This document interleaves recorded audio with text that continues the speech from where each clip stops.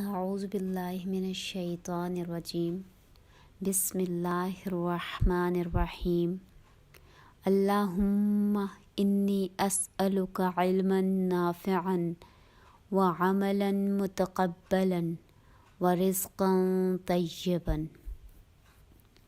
آج کی ہماری سورہ آل عمران ہے۔ یہ مدنی سورت ہے اور اس کی ٹوٹل 200 آیات ہیں۔ اس کا نام آیت نمبر 33 میں سے لیا گیا ہے، جہاں پہ حضرت مریم علیہ السلام کے آباء و اجداد کا ذکر آل عمران یعنی عمران کے خاندان کے نام سے ہے، اسی کو سورت کا نام بنا دیا گیا۔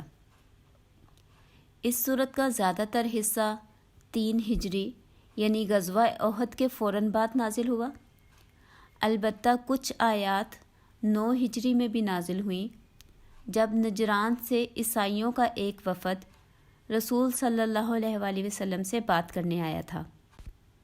اس سورہ میں زیادہ تر مسلمانوں سے اور اہل کتاب کے گروہ نصارہ یعنی عیسائیوں سے خطاب ہے۔ اس سورہ کو بنیادی طور پر 2 بڑے حصوں میں تقسیم کیا جا سکتا ہے۔ ایک حصہ میں عیسائیوں کو مخاطب کر کے ان کے مشرکانہ عقائد کی اصلاح کی کوشش کی گئی ہے اور انہیں اسلام قبول کرنے کا پورا موقع دیا گیا تاکہ وہ نجات پا سکیں۔ اللہ اور رسول کی اطاعت پر زور دیا گیا۔ الغرض اس صورت میں اہل کتاب کو سمجھایا گیا کہ تمام انبیاء دنیا میں ایک ہی مقصد لے کر آئے۔ اسی سلسلے کی آخری کڑی یہ آخری رسول ہیں جو اللہ کی وحدانیت کی دعوت دے رہے ہیں، اور توحید کے علاوہ جتنے بھی نظریات ہیں وہ سب غلط ہیں۔ یہاں پر اہل کتاب کی گمراہیوں کی نشاندہی کر کے مسلمانوں کو ان سے بچنے کی تاکید کی گئی۔ پھر دوسرے حصے میں مسلمانوں کو مخاطب کرتے ہوئے ایک بہترین امت کی حیثیت سے آگاہ کیا گیا کہ اب دنیا میں نیکی کو پھیلانے اور برائی کو روکنے کا کام ان کے ذمہ ہے۔ سب سے پہلے اپنے کردار کو مضبوط بناؤ، خامیوں اور کوتاہیوں کو دور کرو، اور پھر دوسروں کی اصلاح کا کام کرو۔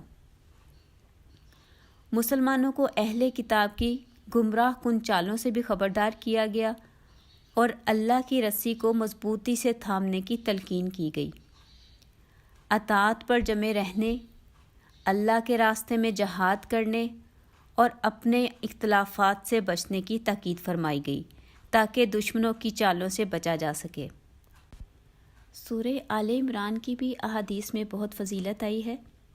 ایک حدیث ہے، رسول صلی اللہ علیہ وآلہ وسلم نے فرمایا کہ جو انسان سورہ آل عمران اور سورہ بقرہ کو زیادہ پڑھتا اور عمل کرتا ہوگا تو قیامت والے دن یہ دونوں صورتیں 2 بادلوں یا سفید پرندوں کی شکل میں آئیں گی اور اپنے پڑھنے والے کے حق میں شفاعت کریں گی اور اس کا دفاع کریں گی۔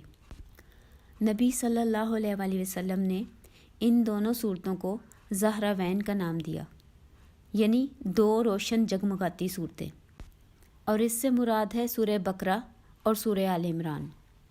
ان دونوں صورتوں میں کافی چیزیں ملتی جلتی ہیں، جیسے دونوں کا سٹارٹ الف لام میم سے ہوا، پھر سورہ بقرہ کے اینڈ پر بھی ایک بہت خوبصورت دعا ہے، اسی طرح سورہ آل عمران کے آخر میں بھی ایک جامع دعا ہے۔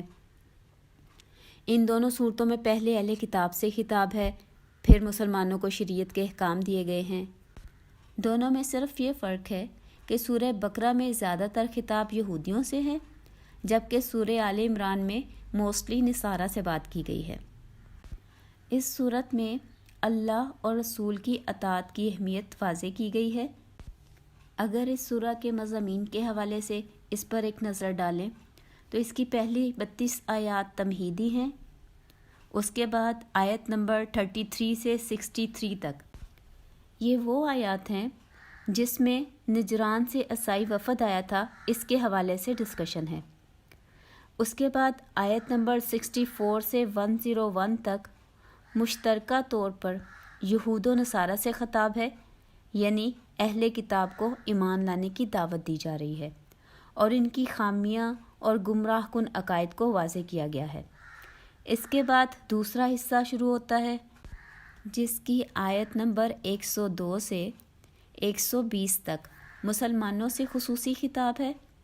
پھر آیت نمبر 121 سے 180 تک غزوہ احد کے بارے میں ڈسکشن ہے. اور پھر سورہ کے آخر میں ان تمام اسباب اور نتائج پر تفصیلی تبصرہ کیا گیا ہے جو اہل ایمان کو بدر اور جنگ احد میں پیش آئے. یعنی اس صورت کے جو ہم نے 2 بڑے حصے کیے تھے اس میں ہر حصے میں آگے 3 پارٹس کی ڈویژن ہے. مطلب پہلے حصے کا پہلا پارٹ تمہیدی، دوسرا نجران کے وفد کے حوالے سے، اور تیسرا یہود و نصارہ سے کمبائن خطاب. اسی طرح دوسرے حصے میں پہلے پارٹ میں مسلمانوں سے خطاب، دوسرے پارٹ میں غزوہ احد کے بارے میں ڈسکشن، اور تیسرے پارٹ میں کنکلوژن یا خلاصہ. آئیں اب صورت کے مضامین کا تفصیلی جائزہ لے لیتے ہیں.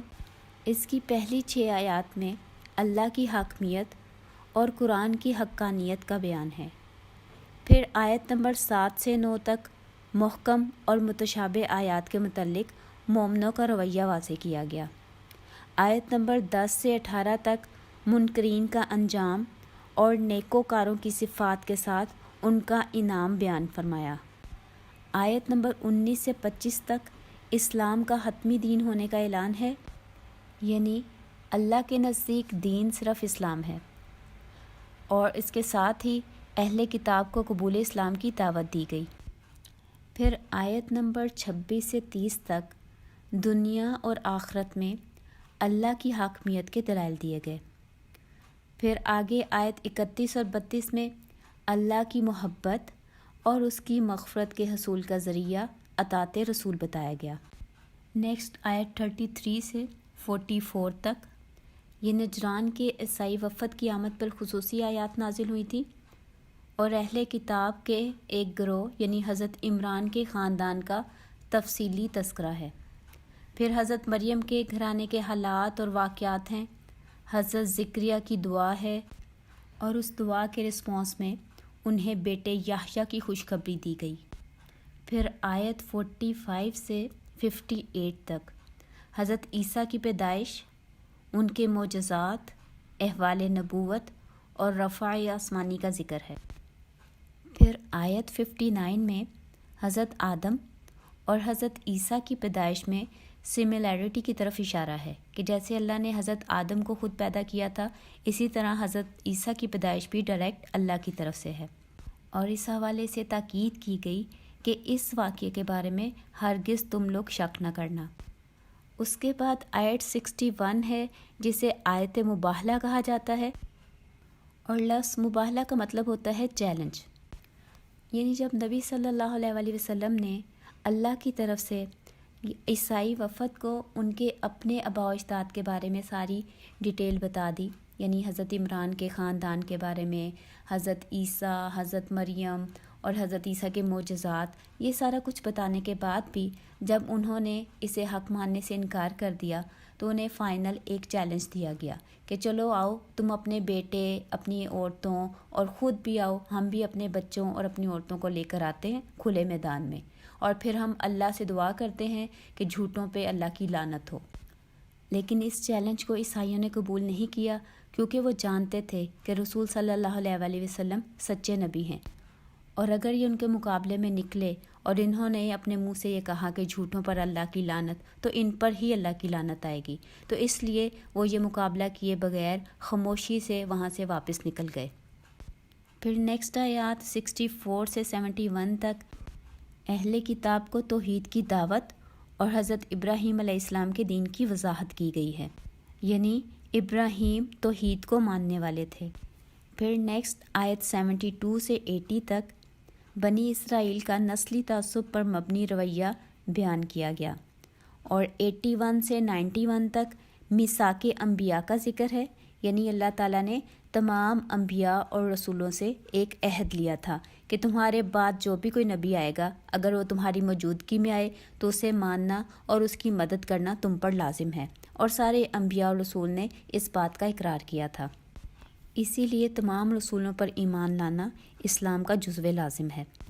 پھر ان آیات میں واضح کیا گیا کہ اگر کوئی انسان کفر کی حالت میں مرتا ہے تو اللہ تعالیٰ اس کو ہرگز نہیں بخشیں گے، یعنی کفر کی حالت میں موت کا نقصان بیان کیا گیا۔